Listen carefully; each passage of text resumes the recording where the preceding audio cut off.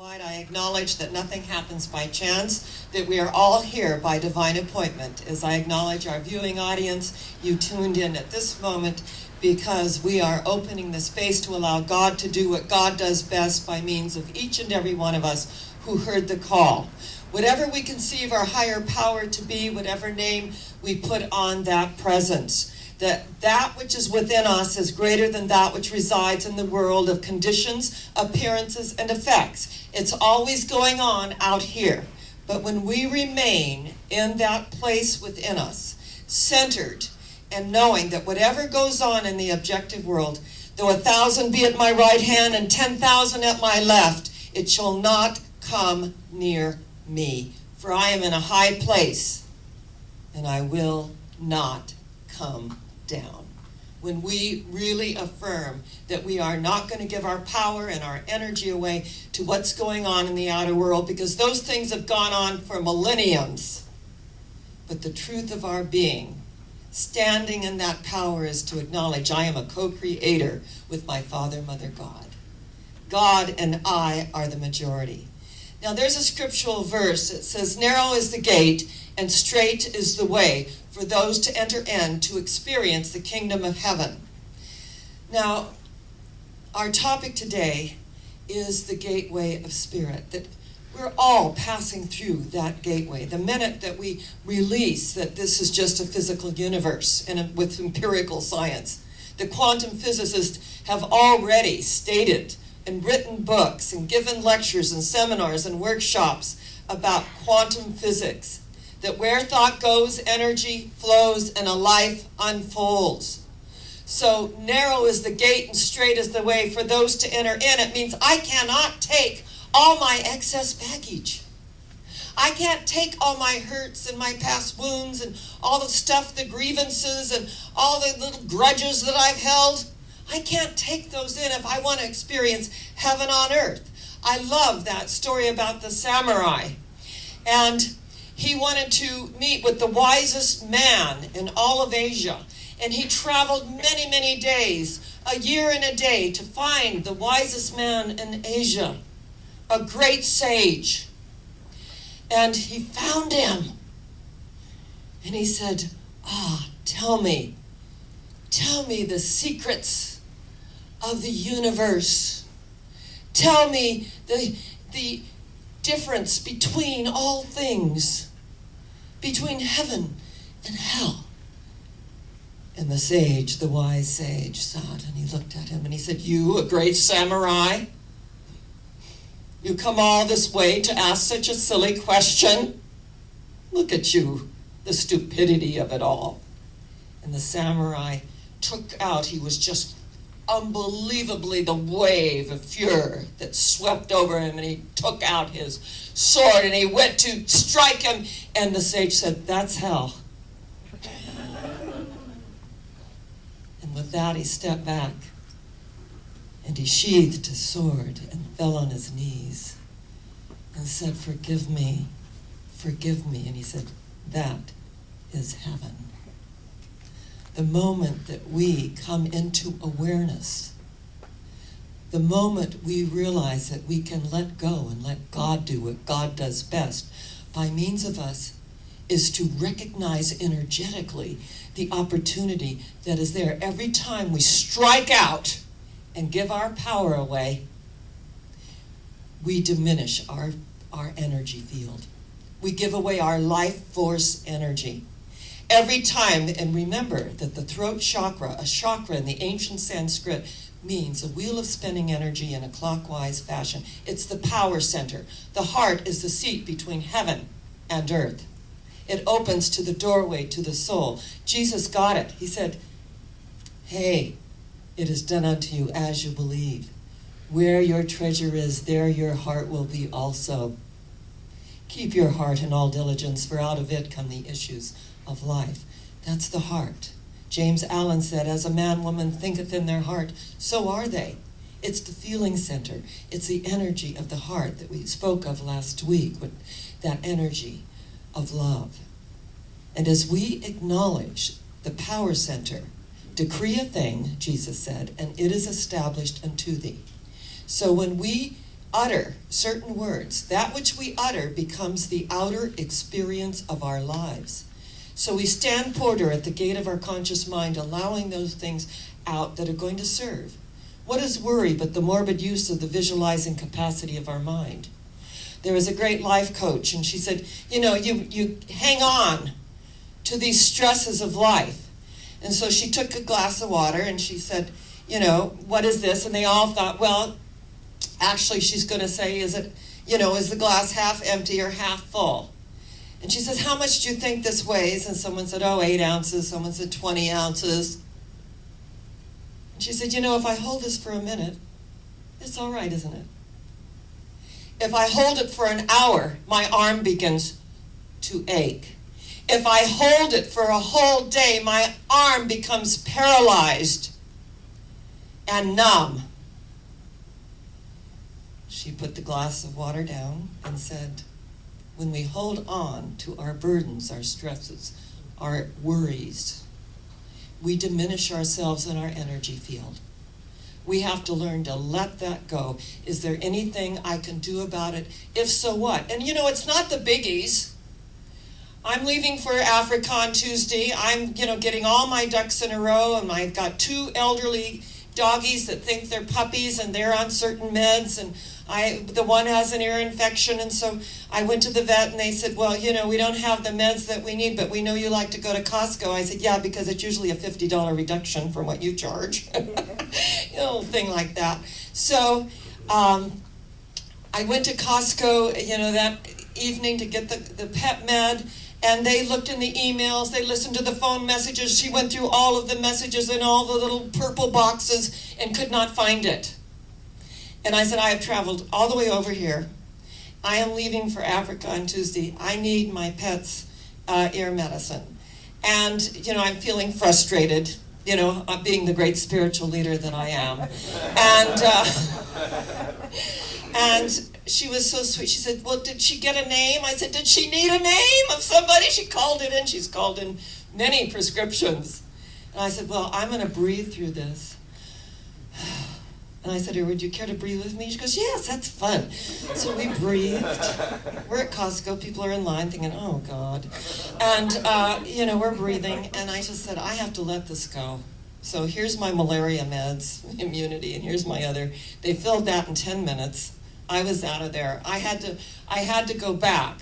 So when I went back, of course, my veterinarian said, I spoke with Joy at Costco. She's got all the info, and I go in, and she goes, you have to have a consultation with the pharmacist. I said, I am leaving for Nigeria. I don't need a consultation for a pet med. She goes, oh, no, it's standard.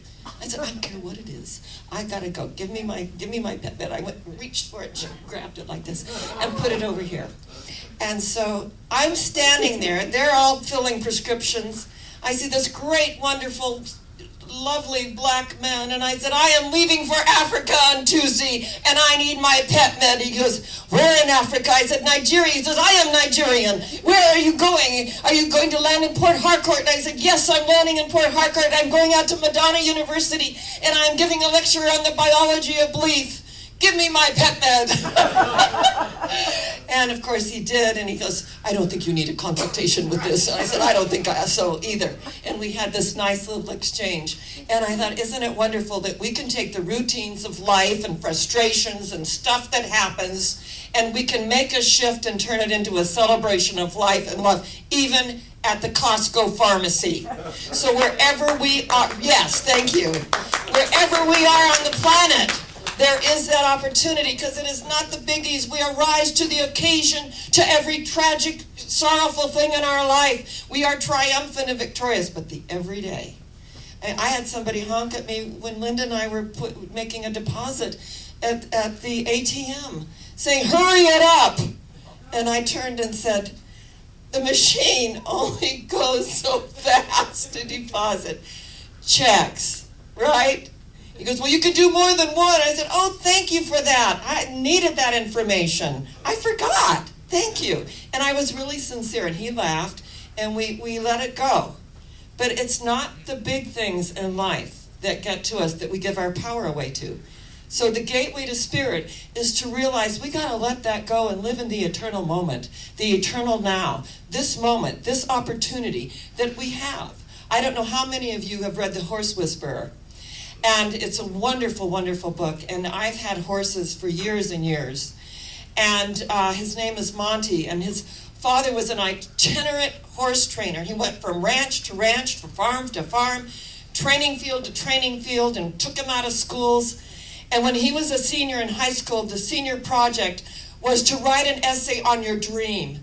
And he wrote the most magnificent essay, 7-page essay. I want a 200-acre ranch, a 4,000 square foot house. I see paddocks. I see training fields. He had it down. He had architectural renderings.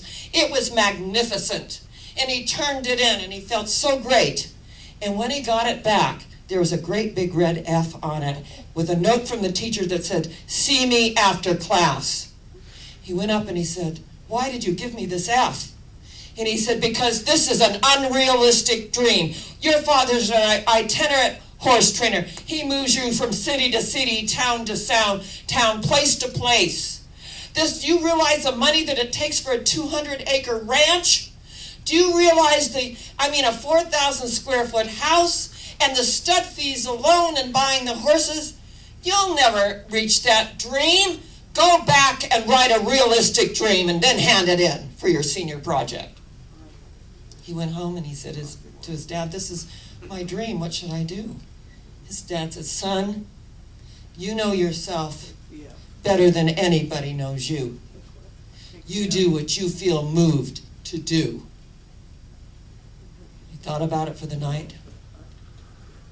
He handed in his 7-page dream, just as it was, and put a note: "You keep your F, I'll keep my dream."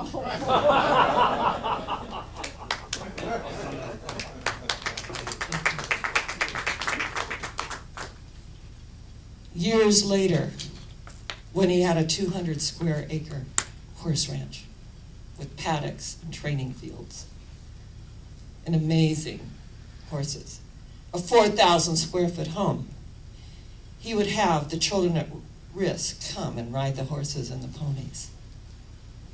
And he said 2 summers ago, there was that teacher with 30 children to visit my ranch. And he came to me and he said, "Son, I need to apologize to you, Monty." He said, "I was a dream stealer.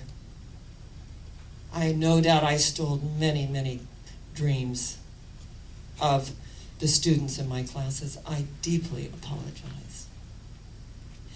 And I thought, what courage for him to see himself, to acknowledge that he was a dream stealer of kids that were coming up, and especially children that didn't have the advantages as other kids did from healthy home environments. That he rose himself up out of the ashes to the phoenix, rising triumphant and victorious over what he experienced. That he stood at the gate of spirit, and he opened himself up, and he received this teacher, and he acknowledged and accepted the apology and forgave him. So if we're at the gateway and going to walk through the gateway of spirit, we can't take our stuff with us. We have to absolutely let that go. We're in the world, but we're not of it. When Lucy was remember that Charlie Brown and Lucy used to do ball games, and they had their little mitts and their little caps. And Lucy was in the outfield, and a ball came, and it came, and it came, and it just dropped right beside her. And Charlie Brown was like, "What are you doing? Do we have to come out and hand you the ball? Why couldn't you catch the ball? Lucy, I cannot believe you dropped the ball. How could you drop the ball? There it was. I'm just so upset. We're not going to win the game. How could you do that? I can't believe it." And Lucy said, "I was having my quiet time." So it's appropriate to have our quiet time in those moments where we're not in the outfield. That we're in the world and not of it. And that as we go about our business, our daily round, and in the ancients, they called the daily round where we get up in the morning, we do our daily cleansings, and we have breakfast, and we go wherever we go, and we come back in the evening and make those preparations. That's the daily round. That's samsara, the daily round. And there is a fine line between samsara, the daily round, of getting up in the morning, brushing your teeth, doing whatever you do, coming home in the evening, going to bed. There is a fine line between samsara and nirvana, which is the highest state of heaven on earth that we can attain to. To have that willingness to turn the routines of work into celebrations of life and love, to know that I'm at Spirit's gate, and maybe I'm suffering from an addiction. Maybe I'm suffering from something that I've been trying to, it's a monkey on my back, I've been trying to let it go. But what I know is that God will find a way where there appears to be no way. That every single one of us is loved. Every time my father came home drunk and abusive, as a child, it was horrendous. When I grew up, I realized it was a cry for help. And the Course in Miracles states, every loving thought is true and everything else is a cry for help. Or, the energy that allows us to be with them and to acknowledge where they are. And I think that when someone hits their bottom, they realize there's no place to go but up. That's when we ask for help. That's when we say, we extend our hand so that someone can give us a hand up. I believe in the hand up process, that we don't give a hand out, we give a hand up.